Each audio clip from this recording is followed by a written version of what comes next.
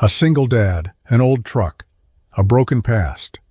When Jake Carter, a small-town mechanic just trying to get through the week, agrees to fix a stranger's rusted-out pickup, he doesn't realize he's looking into the eyes of someone who once called this town home, a woman who vanished years ago, leaving behind only whispers and mystery.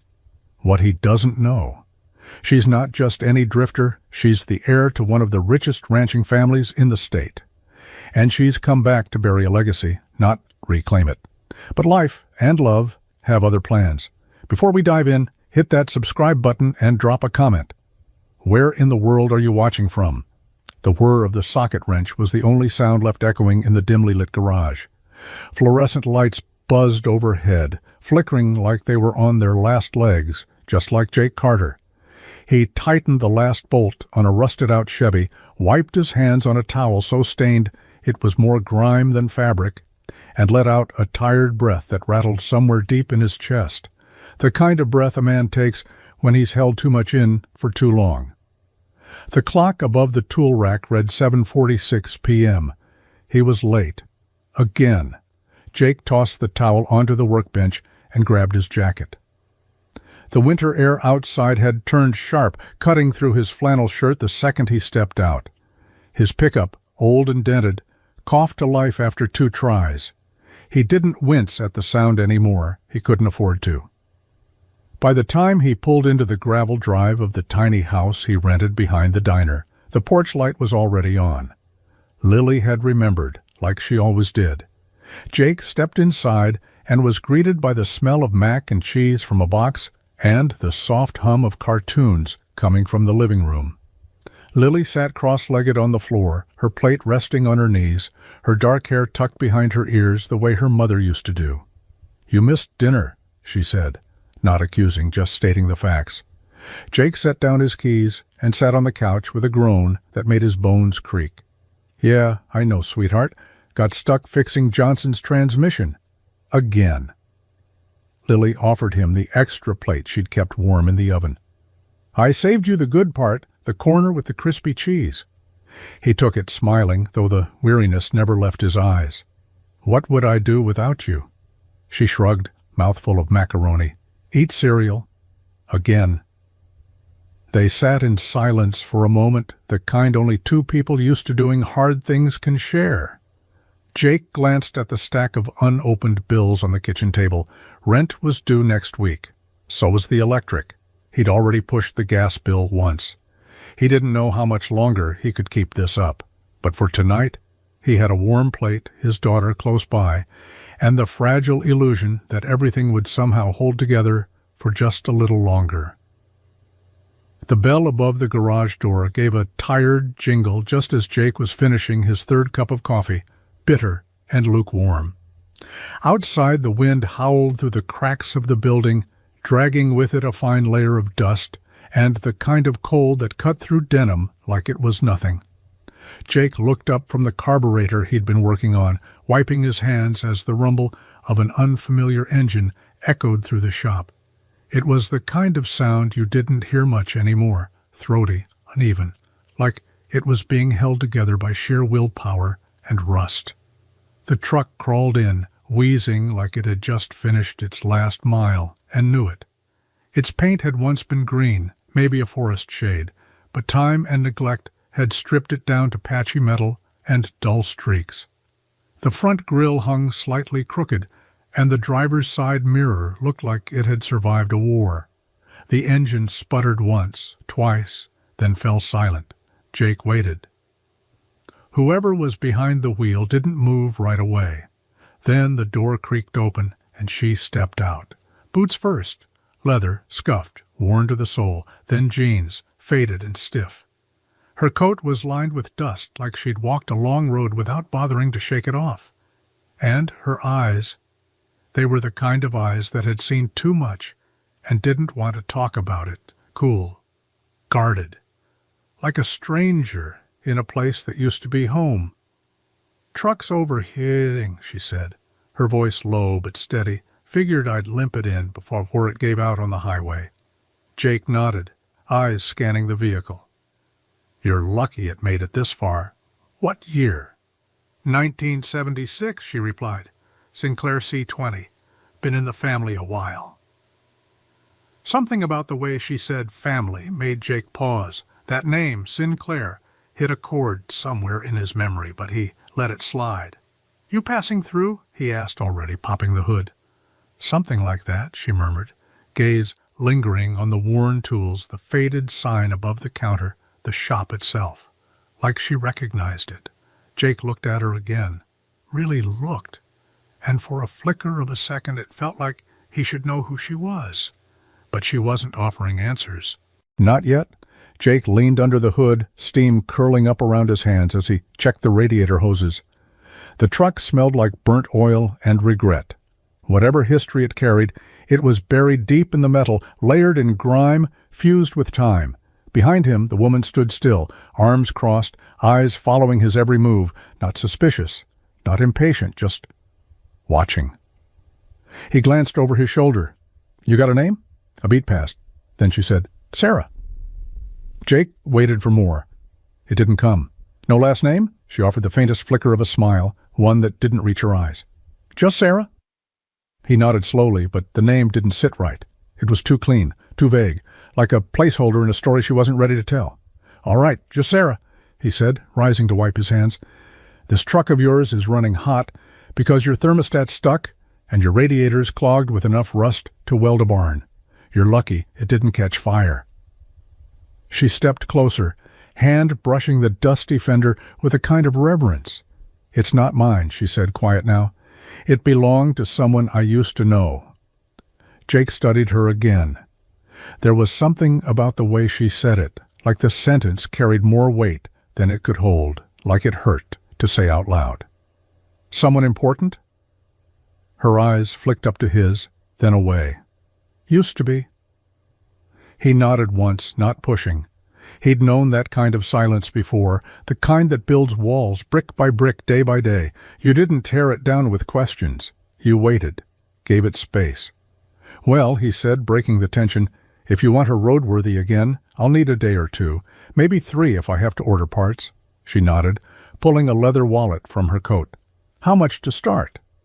Jake shook his head. Let's just get her breathing again. We'll talk cost when I know what we're dealing with.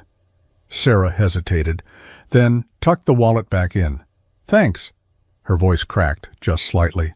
Jake turned back to the truck, pretending not to notice. Some stories came in slow. This one, he sensed, would come in pieces. Jake didn't have time for mysteries, not these days. The shop was already running 2 days behind.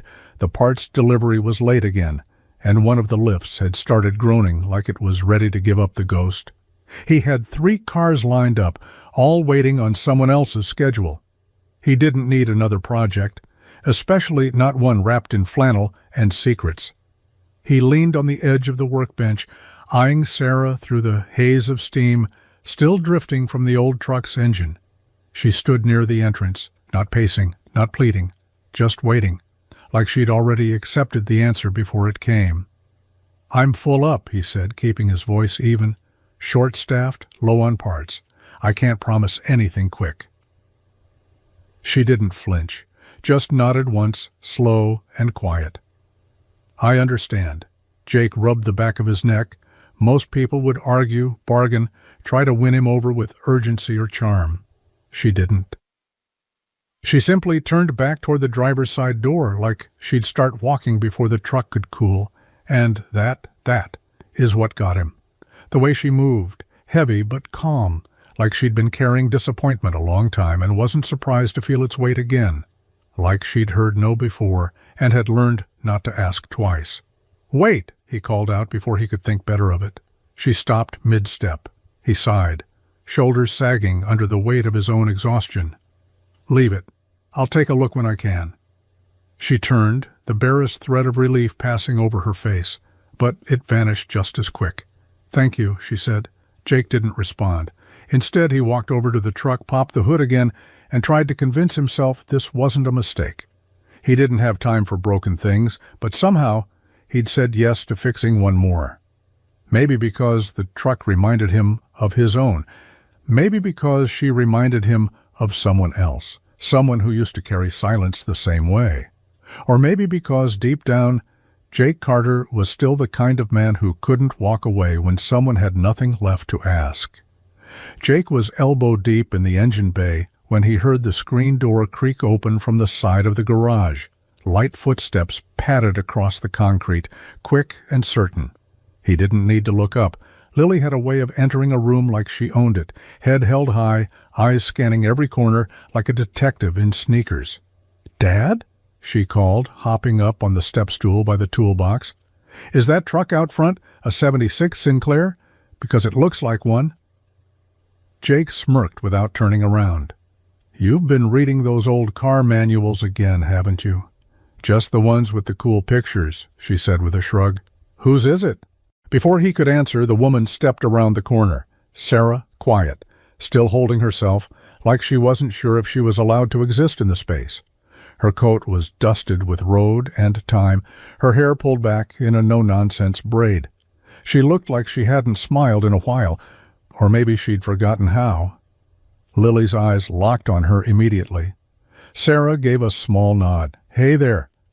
"You the truck lady?" Lily asked, unabashed. Jake shot her a look, but she kept going.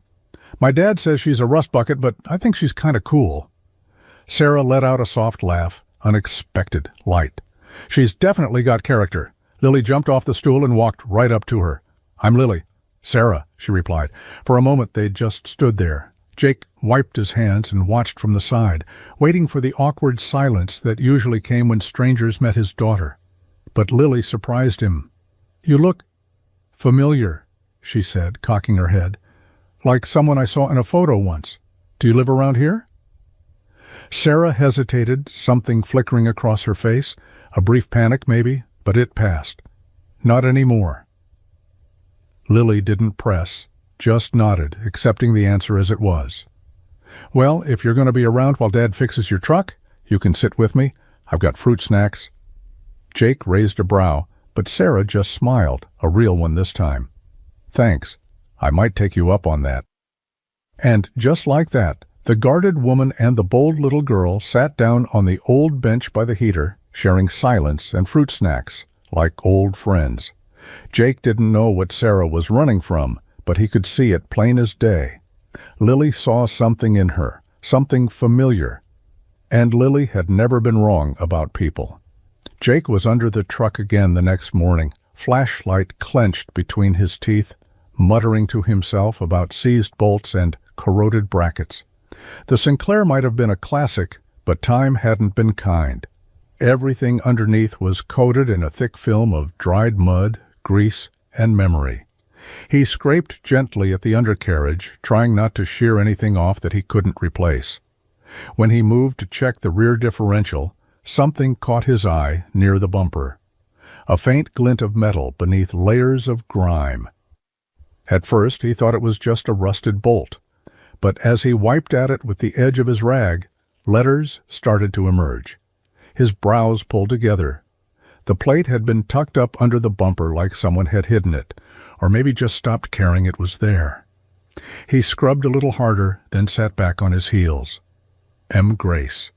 He stared at it for a beat too long. Grace. The name stirred something, a memory, one he hadn't thought about in years. Margaret Grace Sinclair, he murmured, the name falling from his lips before he even realized he was saying it. The Sinclair family used to be something of a legend around here. Biggest ranch in the county, land that stretched for miles. Everyone knew about them. Everyone knew about the accident. And everyone remembered the girl who disappeared not long after the funeral, barely 18. No note, no trace. He stood slowly, brushing his hands on his jeans, eyes narrowing as he looked toward the shop's side room. Sarah was there, talking to Lily again, laughing at something his daughter had said. The resemblance was too far a stretch to claim anything for certain. Time had a way of changing a face. And yet, there was something, a tilt of the chin, the shape of the eyes. Jake turned back to the plate. He frowned hard. Couldn't be. Margaret Grace had vanished 10 years ago. The girl everyone whispered about, the girl who walked away from a fortune and never looked back. He shook his head. It was a coincidence. Had to be. Still, when he walked back into the garage, he slipped the plate into his toolbox without a word. Some part of him knew this wasn't just a truck, and she wasn't just Sarah. The sky was bleeding into dusk as Jake rumbled down the old county road, his truck's headlights flickering on against the creeping blue. He hadn't meant to take the long way home, but something about the day had left him restless. He needed air, space, a break from the weight that had settled in his chest ever since he found that plate tucked beneath Sarah's bumper. He took the turn almost without thinking, tires crunching on gravel as he veered off the main strip and onto the path that hadn't seen traffic in years. The fields on either side were bare now, winter stripping everything down to bones. And then, through the thinning trees, it came into view. The Sinclair Ranch. The house stood like a skeleton at the edge of the horizon, wood faded to gray, shutters hanging crooked, the wraparound porch sagging with time.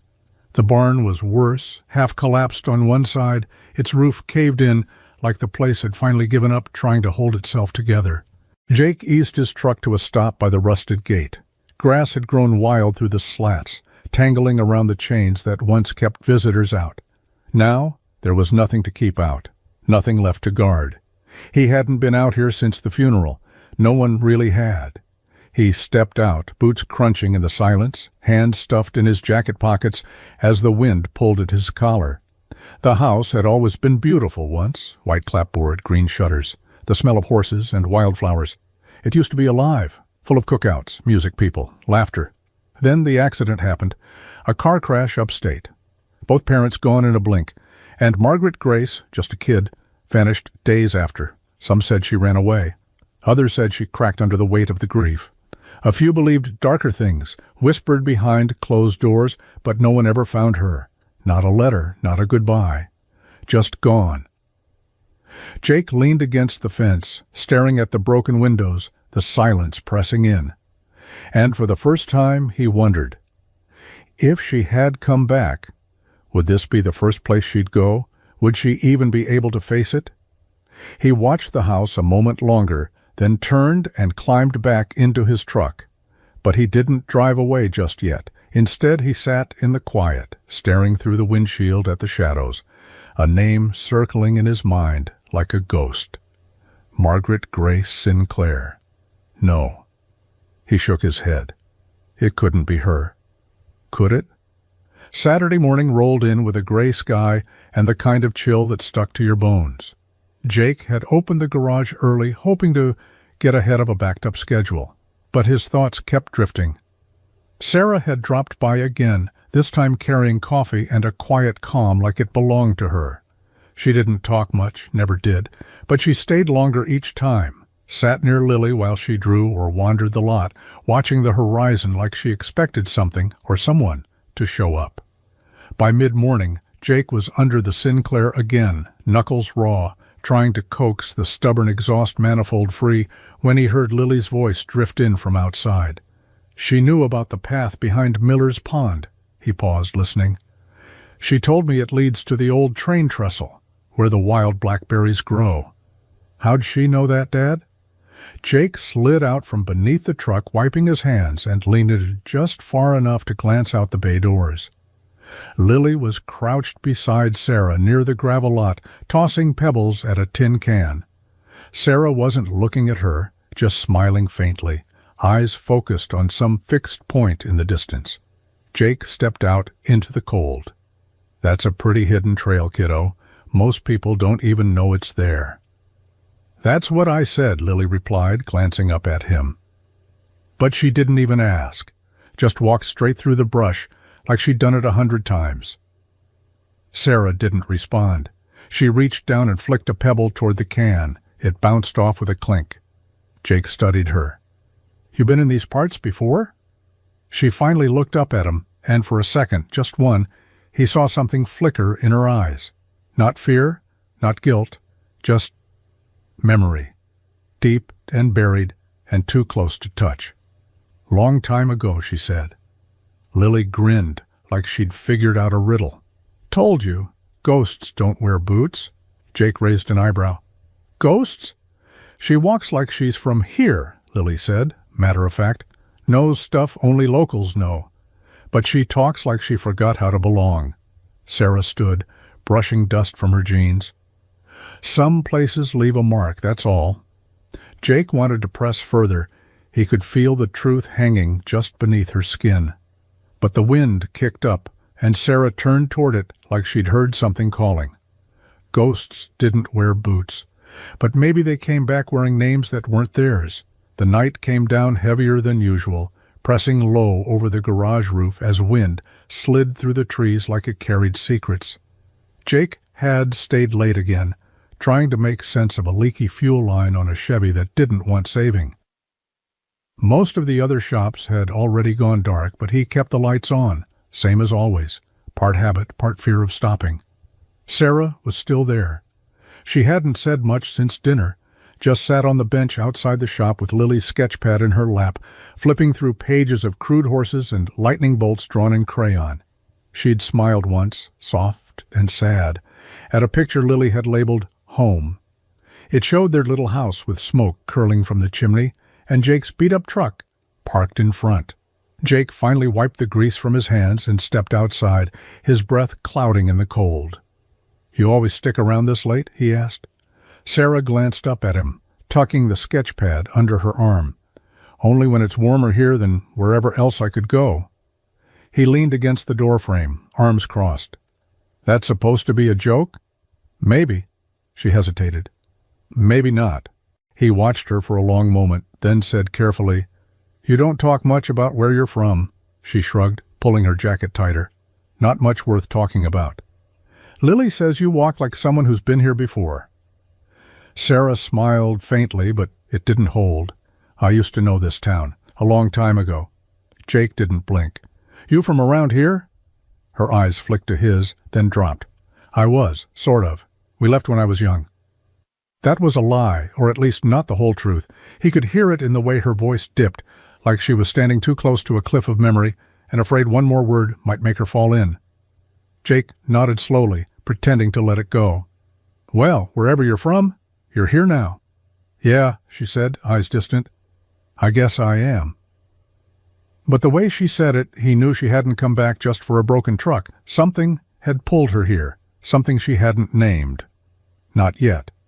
Jake had seen a lot of trucks in his day, busted-up workhorses, rusted-out relics, and the occasional rebuild some guy poured his retirement into. But Sarah's Sinclair, it didn't fit the usual mold. It looked like a rust bucket from the outside, sure, paint chipped to bare metal, upholstery torn at the seams, dashboard cracked from too many summers in the sun, but under the hood? That was something else entirely. He ran a clean rag over the valve cover, the engraved lettering catching the shop light just enough to gleam, not standard, not factory, custom. The fuel injection system was aftermarket top-grade stuff, precision-built and expensive. The timing chain had been replaced recently. Suspension parts looked nearly new. Even the wiring had been redone with care, not the slapdash kind of work most folks did to get by. Whoever had maintained this truck knew exactly what they were doing, and hadn't spared the money to do it right. Jake stepped back and exhaled through his nose, a frown settling deep into his face. None of it added up. The woman barely spoke about herself, paid in cash, kept her distance like she was afraid of being recognized. And yet this truck had been cared for like it was a legacy. He checked the serial plate again. Original body, original engine. A76 Sinclair C20, like she said. But the upgrades, those weren't backyard fixes. They were investments. He stared at the truck for a long while, thumb rubbing absently against the edge of a wrench. This wasn't just a vehicle. This was a story. A buried one. He turned to the workbench and pulled open the drawer where he'd tucked the plate, M. Grace. The metal was still cold, still quiet, but it spoke louder than anything Sarah had told him. Whoever she was, she hadn't just found this truck on the side of the road. She'd loved it. Or someone she loved had. Jake looked out through the garage window, catching sight of her across the lot.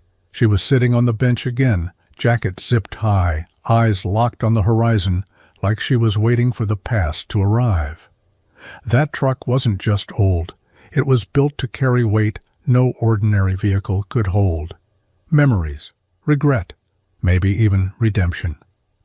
The wind had picked up fast, the way it always did out here, sudden and wild, like the land remembered how to be angry. Jake stood in the doorway of the shop, staring out at the horizon where black clouds were piling thick and low, crawling toward town like a slow-brewing threat. The air had turned heavy, electric, the kind of weight you feel in your teeth before the rain even starts. He didn't have time to shut down properly, but he knew the drill.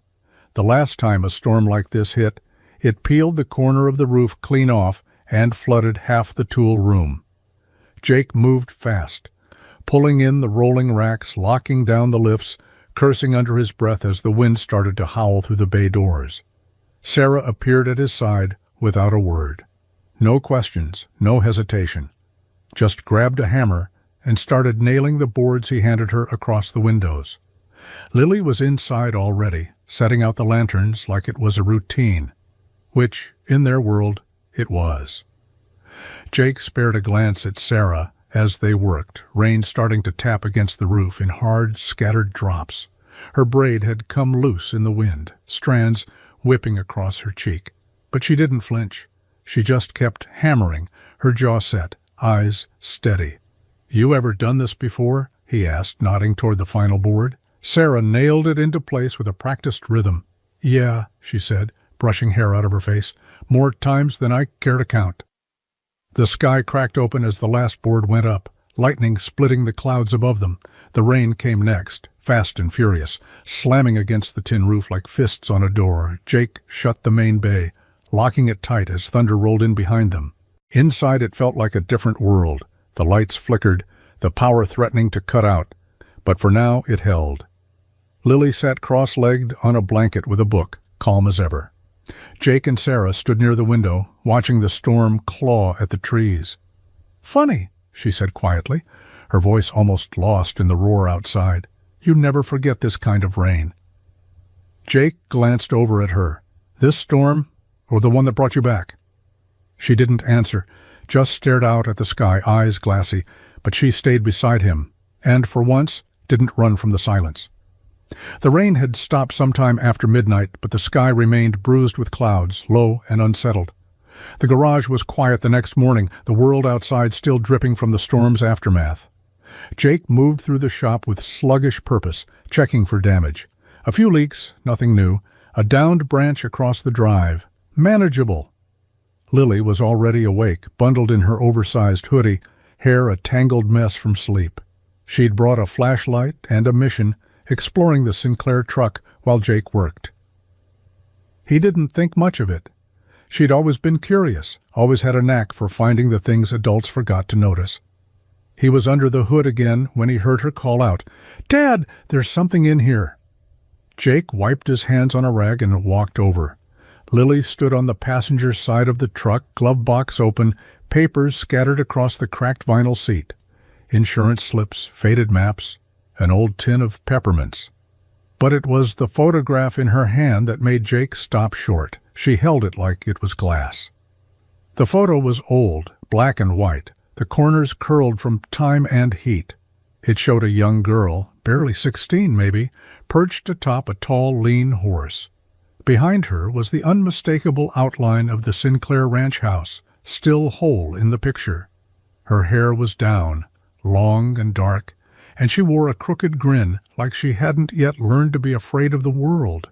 Jake took the photo, turning it slowly in his hands. It was Sarah. He knew it now, no question. Younger, sure, softer. But the shape of her smile, the set of her jaw, it was her. And she wasn't just posing with any horse. That was Red, the stallion old man Sinclair used to parade around at every county fair, the one no one else could ride. Jake looked at Lily. "Where'd you find this?" "Glove box. It fell out when I opened it," she said. "Is that her?" He didn't answer. He walked out to the lot, heart pounding, the photo clenched tight in his hand. Sarah was leaning against the porch post, coffee in hand, staring at the horizon again.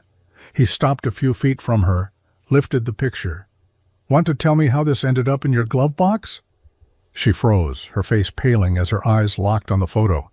Her silence told him everything, and somehow it was louder than any answer she could have given.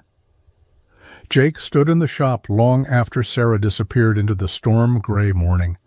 The photo still sat on the workbench, its curled edges trembling under the low hum of the space heater. He couldn't take his eyes off it. That crooked grin, that horse, that house. It wasn't a guess anymore. Wasn't a hunch or some ghost stirred up by coincidence. Sarah was Margaret Grace Sinclair, the missing girl who'd vanished after the funeral, leaving behind a legacy of money, land, and silence. People had searched. Reporters had swarmed, but no one ever found her, not in the papers, not in nearby cities, not even in whispered phone calls to relatives who might have known where she went. It was like she'd evaporated. Until now.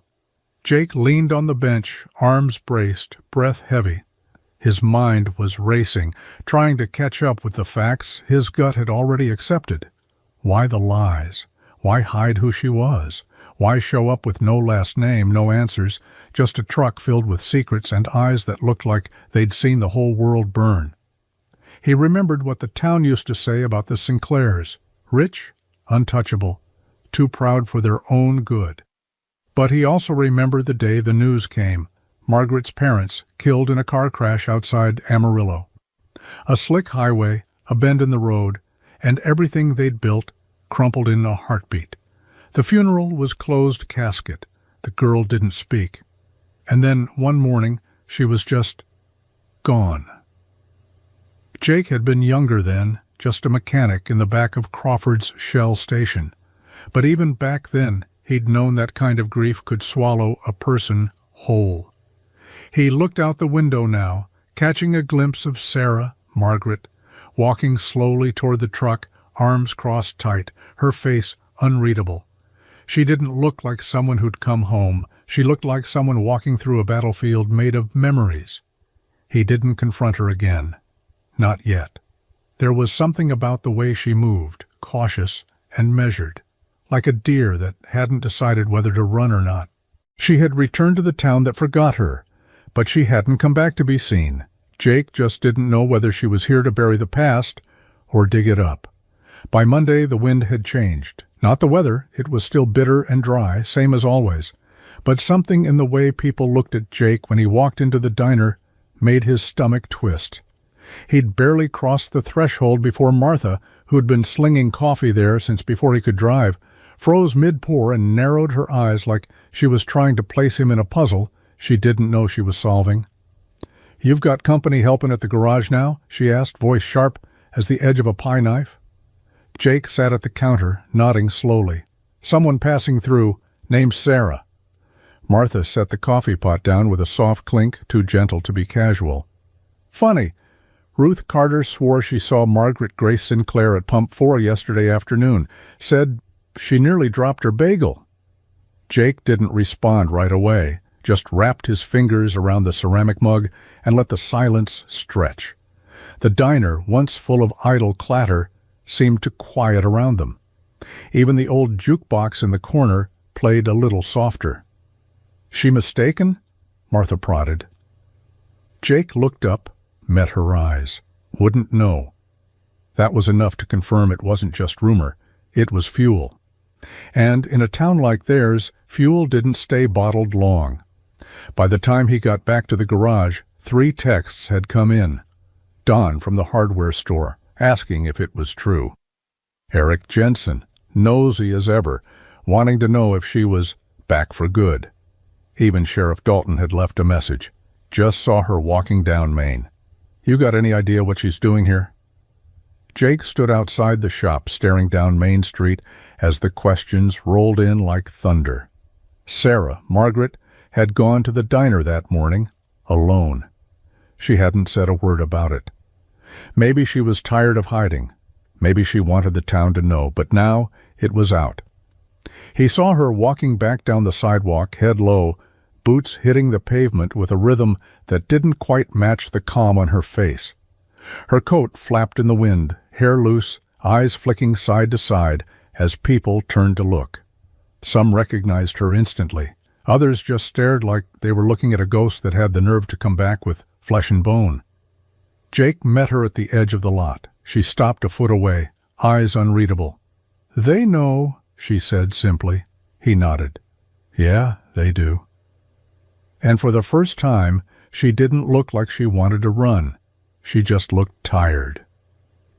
The rain had stopped, but the air still felt heavy, like the sky hadn't finished grieving yet.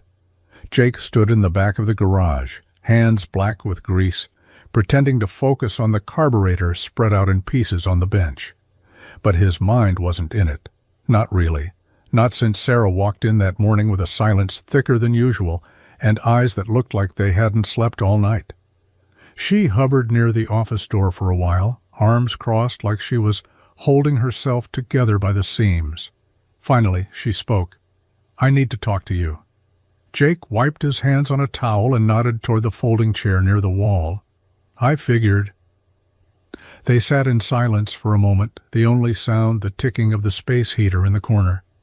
Sarah stared down at her hands, picking at a loose thread on her sleeve. "My parents left the farm to me," she said. No build-up, no hesitation, just the truth, dropped like a stone in a still pond. Jake blinked. "You mean, in their will," she cut in, "after the accident?" "Everything went to me, the land, the house, even the debts." He sat back as, letting the weight of it settle between them. "I didn't know what to do," she continued. "I was 18. One minute they were alive, arguing over dinner, and the next, I was picking out caskets and signing paperwork I couldn't understand." She swallowed hard, eyes shining but not spilling over. Everyone kept saying how strong I was, how proud they'd be, but I wasn't strong. I couldn't breathe in that house. Every corner felt like them, every photo, every room, like they'd walk in at any second, so I left. Jake nodded slowly, careful not to interrupt. "I went east, changed my name, started over. I told myself it was just for a little while, until the grief passed, but it never did." She looked up at him then, voice trembling. "I came back to sell it, quietly. No attention, no headlines. Just make it disappear." Jake exhaled. "And now?" Sarah looked away toward the old truck parked near the bay doors. Her voice came softer this time, almost a whisper. "Now I'm not so sure I can let it go." For the first time since she walked into his life, Jake saw her not as a mystery or a memory, but as someone still trying to crawl out of the wreckage of who she used to be, and maybe, just maybe, trying to decide if she wanted to be found. Jake didn't say much after Sarah left the garage that night.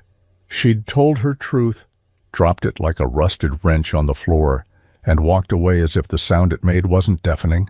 She didn't wait for a reaction. Maybe she didn't want one. Maybe she was used to walking out before things got too real. But Jake couldn't move past it. Not this time. He stayed late again, but the work in front of him went untouched. The open hood of the Sinclair truck stared back at him, and all he could see was everything she hadn't said. Every moment they'd shared. Quiet coffees, Lily's laughter, her helping board up the shop before the storm. It all felt like it had been built on sand. He slammed a wrench down on the bench, the sound cracking through the quiet like thunder. A sharp curse slipped out as metal bounced, echoed, then fell still. She had sat at his table, held his daughter's hand, let Lily draw her into pictures labeled home, and all the while she knew who she was, knew what she was planning, knew she was going to walk away. He had trusted her.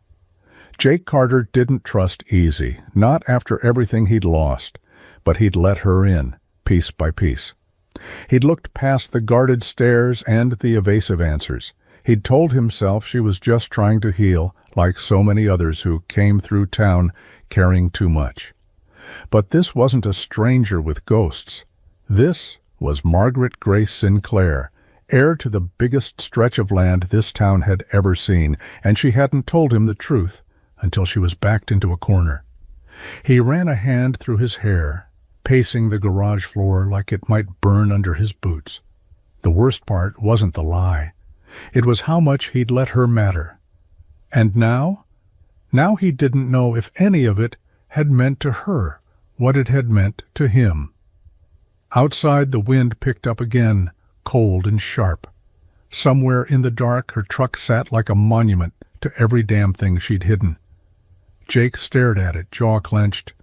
He didn't know what hurt more, the lie or the fact that, even now, part of him still wanted her to walk back through the door. The morning after felt colder than it should have. Not the weather, though frost clung to the edges of the windows, but in the way the house felt when Jake stepped into the kitchen. Lily was already up, her cereal untouched, spoon resting in the bowl like she'd forgotten it halfway through a thought. Jake poured himself coffee, the silence between them stretching tight.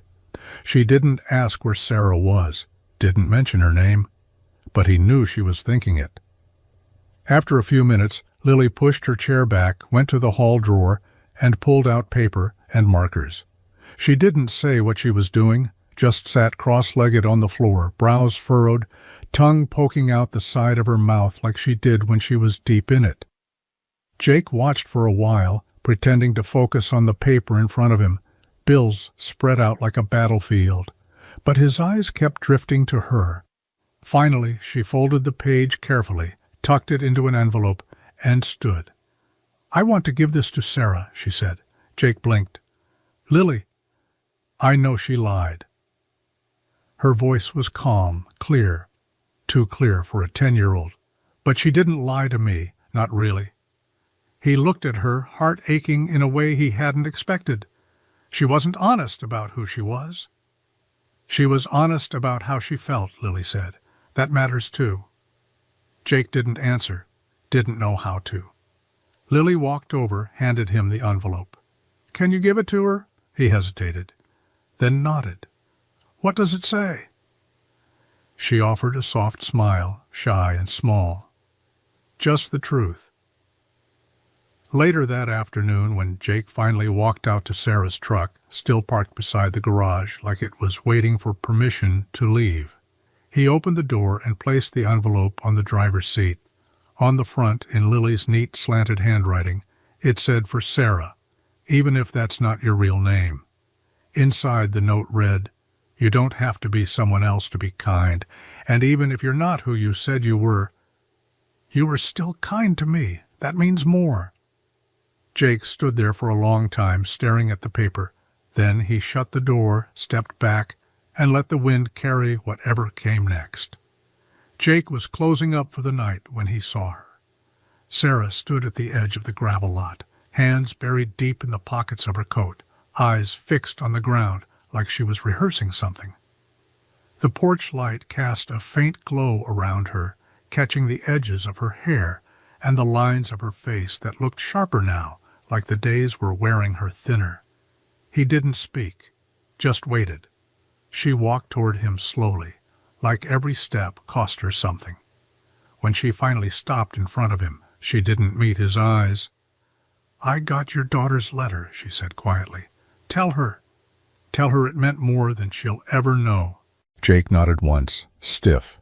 He didn't know what to say to her anymore. Everything between them felt too raw, too uncertain. She reached into her pocket and pulled out something small, wrapped in a faded scrap of cloth. When she unwrapped it, the light caught a brass key, old, tarnished, heavy with time. "I want you to come with me," she said, holding it out, "to the house." Jake stared at it, unmoving. "I don't want to go back in alone," she added. He didn't take the key right away. Instead, he looked at her, really looked. Her shoulders were hunched, her voice barely steady, and in her eyes for the first time wasn't defiance or distance. It was fear. "Why now?" he asked. "Because I thought I could walk away," she said, her words low. "Sell it, close the door, pretend none of it mattered anymore. But it does. And I think I need to see it again to understand why I left. Jake slowly reached out and took the key, its weight settling in his palm like it had been waiting for him all along. When? She glanced up at him. Tomorrow, early, before the town starts whispering again. He nodded. As she turned to leave, he looked down at the key, smooth in places, jagged in others, a piece of the past, handed over not with apology, but with quiet hope. It wasn't forgiveness, but it was something close. The old Sinclair house groaned when Jake turned the key. The door resisted for a moment, swollen with years of silence, then gave way with a long, reluctant creak. Morning light filtered through dusty windows, casting long shadows across the warped floorboards. The smell hit him first, old wood, forgotten rain, something faintly floral buried deep beneath the decay, a scent that hadn't quite died. Sarah didn't step in right away. She stood at the threshold like the house itself might swallow her whole. Her breath was shallow, her hands trembling despite the warmth of the morning sun. Jake waited, letting her choose the moment. When she finally crossed into the hallway, it was like watching someone walk back into a memory they swore they'd buried. The place was frozen. A coat still hung by the door. A porcelain lamp on the side table leaned at the same angle he remembered from years ago, when folks still came out here for barn dances and summer barbecues. Time hadn't taken the house. It had just paused, like it was waiting for her to come back and press play. They moved slowly through the rooms, each one echoing with things unsaid. In the dining room, the table was still set for 6, plates covered in dust, silverware tarnished but perfectly arranged. A half-used candle had melted into a warped puddle on a floral runner. It was like someone had expected dinner to happen again. Sarah paused in front of the fireplace, her fingers brushing the edge of a framed photo on the mantel. Her parents, her, younger, softer, still whole. She sank to the floor without a word. Jake knelt beside her, unsure whether to reach out or stay still. They were fighting that night, she whispered, eyes locked on the floor. Mom wanted to sell the land. Dad said over his dead body. Her voice cracked, but she pushed forward. And then they were gone. I blamed myself. I still do. Jake sat beside her, shoulder to shoulder. You were a kid, Sarah. I told them to leave. I slammed the door. Told them I wished they'd never come back. Her chest heaved, and for the first time the tears came. Not loud, not theatrical, just steady, relentless. It's not about the house, she said through the sobs. It's not about the money. It never was. Jake didn't speak. He didn't need to. He just sat there, grounded and solid, as she came apart beside the only place left that remembered her before the world fell apart. The barn was worse off than the house. Time had done its work here, wood sagging under its own weight, rust dripping from old nails, shingles long since surrendered to wind and weather. Jake pushed the heavy doors open with a grunt, the hinges screaming in protest. Dust billowed around him, thick enough to sting his throat. Sarah lingered at the threshold, arms crossed, her eyes scanning the shadows like she wasn't sure which ghost still lived here. Jake moved carefully through the wreckage, broken tools, shattered glass jars, hay long turned to mulch. Everything felt abandoned, but not forgotten. He stepped around a collapsed workbench where a few old feed bags sat slumped in the corner. Something about the shape behind them caught his eye. He cleared the bags and found a wooden chest, simple, sturdy, the kind you don't build unless you intend for it to last. The lock had rusted off years ago. When he opened it, the hinges let out a dry, breathless sigh. Inside were ledgers, dozens of them. Jake flipped one open, brushing the dust aside. The handwriting was neat, detailed, familiar. Donations, every line item cataloged, groceries delivered to the town pantry, repairs funded anonymously for the school's roof, supplies sent to the church kitchen, monthly, consistent, quiet. He flipped to the back and found a note, scrawled in the same pen. They don't need to know it's me. Let them think it's luck. W.S. Jake stared at the name, Walter Sinclair, Sarah's father. He turned slowly, heart thudding as he looked back toward her, She hadn't moved. "Your dad," Jake said, voice low, reverent. "He was helping everyone, for years, without credit, without anyone knowing." She stepped forward, eyes narrowing. "What do you mean?" He held out the ledger. When she took it and read, her breath hitched. She flipped page after page, her hands trembling. "I thought he only cared about the land," she whispered. "I thought he was too proud to see beyond it." Jake shook his head. He saw everything. He just didn't want applause. Sarah sank onto a nearby bale of hay, the ledger resting open on her lap like it had weight she'd never expected to carry. "He wasn't the man I thought he was," she said softly. Jake crouched beside her, eyes locked on hers. "Maybe none of us are. Not until the right eyes are looking." In the quiet that followed, the barn didn't feel broken anymore. It felt sacred. The black SUV kicked up a cloud of dust as it rolled down the dirt road, its sleek frame gleaming like an insult against the dull winter sky.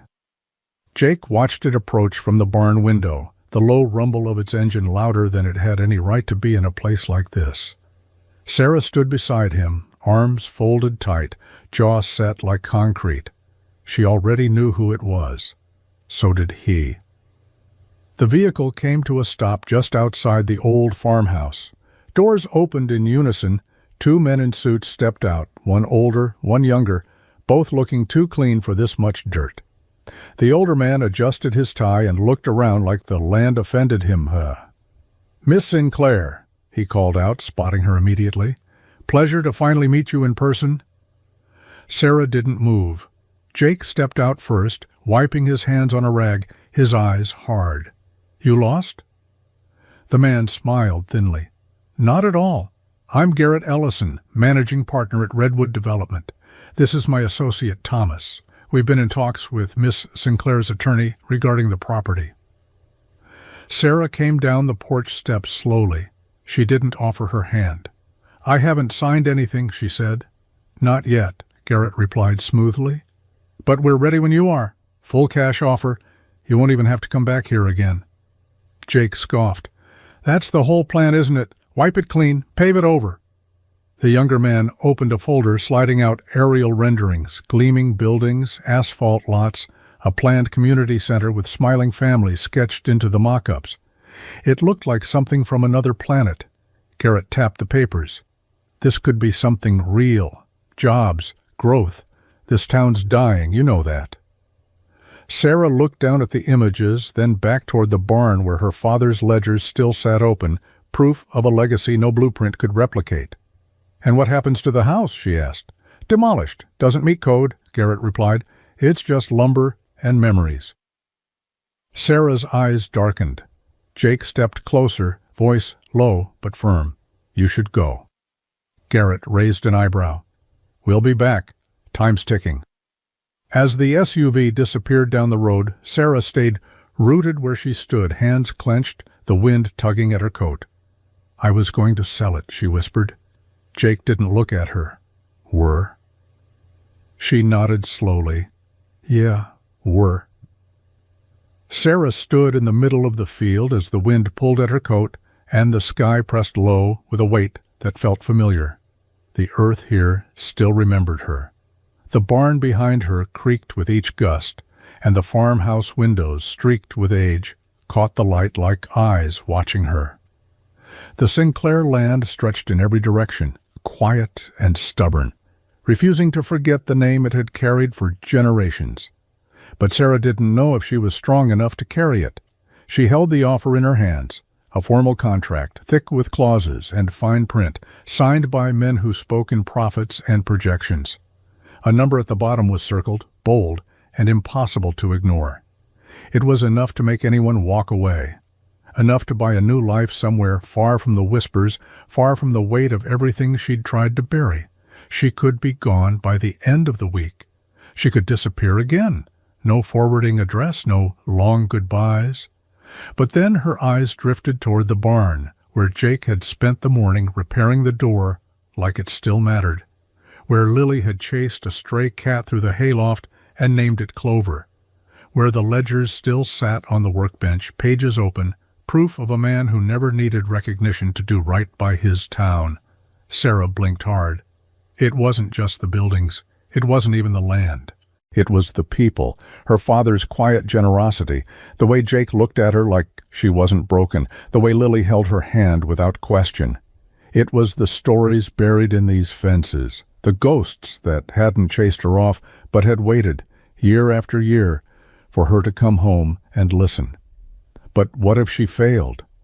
What if she poured everything she had into restoring this place and still couldn't make it mean something? The papers fluttered in her grip. Escape was clean. Legacy was hard. She looked toward the house, weathered, patient, waiting. And for the first time, Sarah didn't feel trapped by it. She felt called. Jake found her at the edge of the pasture, arms folded tight, staring at the old windmill as it creaked in the wind like it was still trying to turn time backward. The grass crunched under his boots as he walked up beside her. She didn't look at him, didn't speak, but he could feel the tension radiating off her in waves. "I saw the contract," he said, voice low. "The one Garrett left on the porch." Sarah's jaw tensed. "I haven't signed it." "Not yet," he replied carefully. "But you're thinking about it?" She didn't answer. The silence stretched between them, brittle and tight. Jake took a breath. "You don't have to do this alone." At that she turned, eyebrows raised. And what exactly would that look like? He didn't flinch. "We fix it up. The house, the barn, the fences. We get the land breathing again." She let out a bitter laugh. "With what? Hope and elbow grease? It's falling apart." Jake nodded slowly.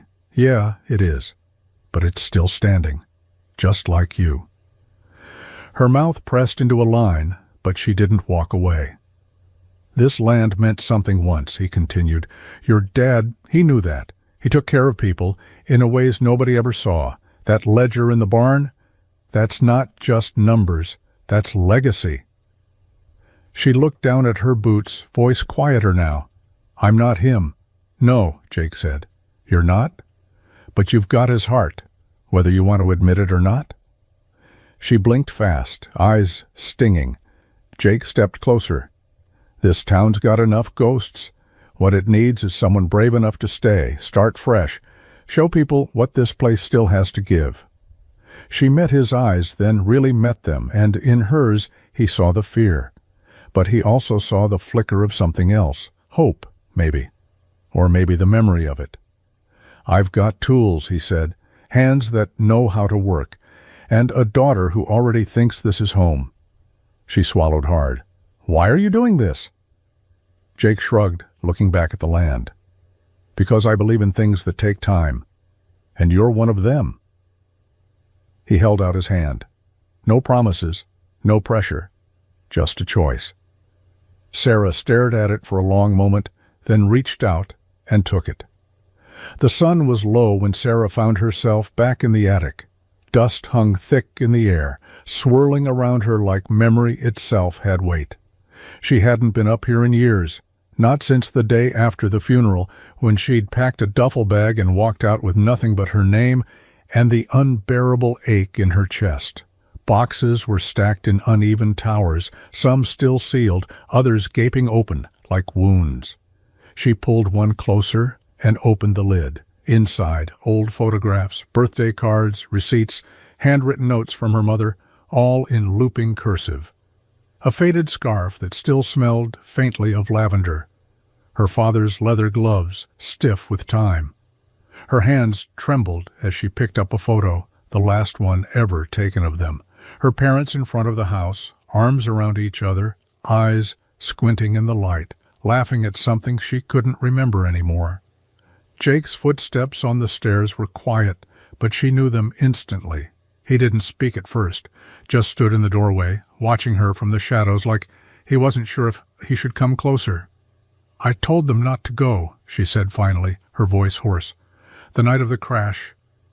We were fighting about everything, selling the land, the future, stupid stuff that felt big back then.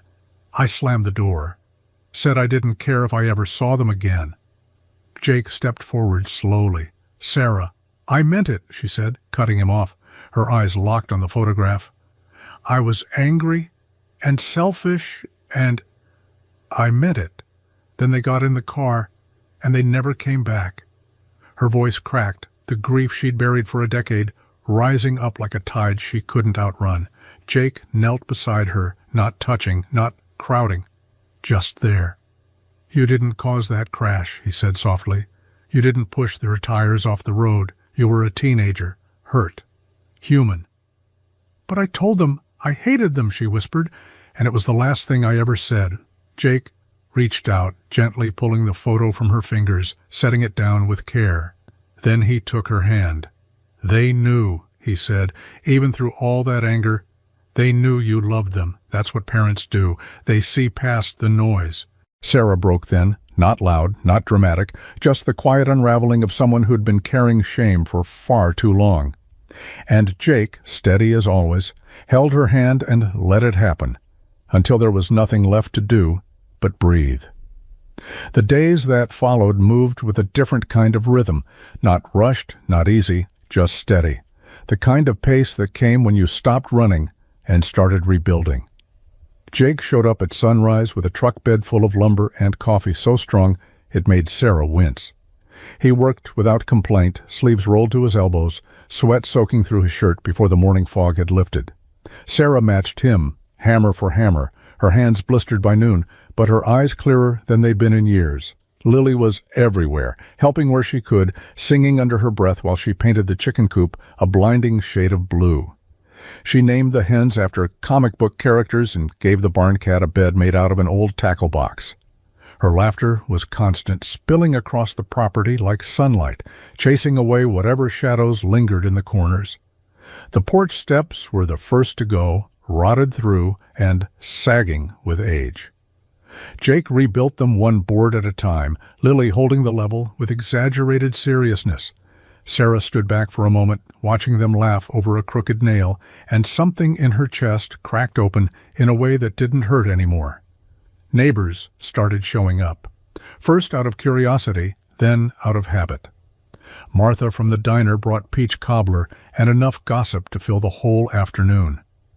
Old man Jensen loaned them a post-hole digger and stayed long enough to drink 3 cups of Sarah's coffee, grumbling about the weather the entire time. The town hadn't forgotten her after all. It had just been waiting for her to come home and stop pretending she wasn't. They fixed the barn roof next, Jake and Sarah side by side on the scaffolding, arguing about angles while Lily shouted instructions from below. The sun burned them raw, and the hammering echoed across the field, but when it was done, Sarah stood back and looked at it like it had always belonged. Fences were mended, weeds pulled, soil turned over by hand and sweat and hope. They weren't just restoring a house or patching a fence line. They were building something new, something honest, something that could last. The soil was dark and rich under Sarah's fingers, the way it used to be when her father taught her how to plant by feel, not by instruction. She dug a row with the heel of her boot and dropped the seeds one by one, each movement slow, deliberate, sacred. Lily knelt beside her, covered in dirt, cheeks flushed, grinning like she was planting a secret. Jake was at the edge of the field, tightening the last slat of the new fence, his back to the setting sun. When he stood, stretching the ache from his shoulders, he looked out at the land and saw something that hadn't been there in a long time. Life. It had started with small things, a coat of paint, repaired gutters, a mailbox that didn't hang sideways. But now, with rows of sprouting green, the Sinclair Ranch didn't just look alive. It felt it. The silence that once haunted it had shifted into something else, anticipation, promise. That night, Sarah walked into the barn and flipped the breaker. For a moment, nothing. Then the lights above the rafters flickered once, twice, and caught. One by one the bulbs warmed and bloomed, casting golden light across the hayloft and the new plywood stalls. Jake leaned in the doorway, arms crossed, watching her face. She turned, smiling, the glow catching the edges of her eyes. "It's strange," she said, almost laughing. "I thought this place would always belong to the past." "It doesn't," Jake replied. "Not anymore." Outside, the porch lights were on. The roof didn't leak. The fence didn't sag. A new welcome mat sat in front of the door, a gift from Lily that said simply, "You belong here." The Sinclair Ranch was no longer a monument to loss. It was a home. Neighbors came and went, bringing seedlings, advice, borrowed tools. Children ran through the grass, boots kicking up dust. Laughter filled the air like it had never left. Sarah stood on the porch that evening, her arm brushing against Jake's, Lily leaning on her other side. And for the first time in a decade, she didn't feel like she was trespassing on her own land. She felt rooted. And it was enough. Jake leaned against the fence post, the one he and Sarah had reset 2 weeks back when the old cedar gave way in the wind. It was solid now, anchored deep, like something meant to stay. He rested one hand on the top rail and watched the scene unfolding in the field below, Lily chasing after a runaway hat, squealing with laughter, and Sarah just behind her, breathless from laughing too hard, hair caught in the breeze, cheeks red from sun and joy. He didn't call out to them, didn't move. Just stood there, the hammer still hooked to his belt, fingers stained with soil and paint and time. And for the first time in longer than he could remember, he wasn't thinking about bills or repairs or how to stretch one more day out of an empty tank. He wasn't fixing anything. He was watching something whole. Sarah fell into the grass beside Lily, both of them breathless, their laughter folding into the hush of the land. The sky above them was streaked with orange and soft pink, the sun sinking slow behind the tree line, casting long shadows and golden light that made everything look like memory. Jake's chest tightened, not with fear, not with loneliness, but with something quieter, something he hadn't let himself feel in a long time, peace. He had spent so many years being the man who fixed things, the guy who kept it together when everything else was falling apart, the mechanic, the dad, the one who stayed behind when others left. But now, as he watched Sarah run her hand through Lily's hair and Lily lean into her like it was the most natural thing in the world, Jake realized something else. He wasn't just the man who fixed engines anymore. He was part of something. This land, this house, this family, whatever shape it was becoming. He wasn't alone. He hadn't been for a while now. He just hadn't let himself believe it until now. Jake looked up at the sky one last time before turning toward the house, the porch light already flicked on, casting its warm, steady glow. And for once he didn't feel like he was walking towards something temporary. He felt like he was finally coming home. The sign went up just after sunrise, the kind of morning that carried a stillness too pure to touch. Dew clung to the grass in silvery threads, and the wind held its breath as Jake and Sarah stood side by side, watching the final bolts tighten under the weight of new beginnings.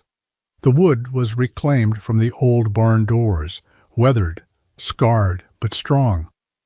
Sarah had painted the letters herself, slow and steady strokes laid into the night when the world was quiet and her hands knew what they were doing better than her heart did. Jake had mounted the post holes with care, measuring twice, digging deeper than he had to, like it mattered that this lasted. It did. The sign read, Sinclair and Carter Ranch. No frills, no embellishment. Just two names, carved into a future neither of them had planned for, but both had decided to choose. Word had gotten out, as it always did in towns like theirs. So when the last bolt went in and the sign stood tall under the soft glare of the morning sun, folks began to show. Martha brought cinnamon rolls, claiming she was just passing through. The Jensen boys leaned on their truck, arms crossed, nodding like they'd had something to do with it. Even Sheriff Dalton stopped by, tipping his hat with a quiet kind of respect that meant more than words. No one asked questions. Not now. The whispers had turned to something quieter. Curiosity, maybe. Or pride. Sarah stood still, one hand on Lily's shoulder, the other brushing the back of Jake's arm. She didn't speak, but her eyes were glossy, wide, not with fear, not anymore. Just the weight of knowing she'd finally stopped running. And parked out front, just beneath the sign, sat the old green truck. Same cracked leather seats, same faded paint. But it wasn't broken anymore. It stood like a marker in time, weathered, proud, and very much alive. People would drive past now and see more than a ranch. They'd see a story of loss, of return, of rebuilding what matters. Jake looked at Sarah, then at Lily, then at the sign. It didn't feel like a finish line. It felt like the first real chapter. And this time, none of them were alone.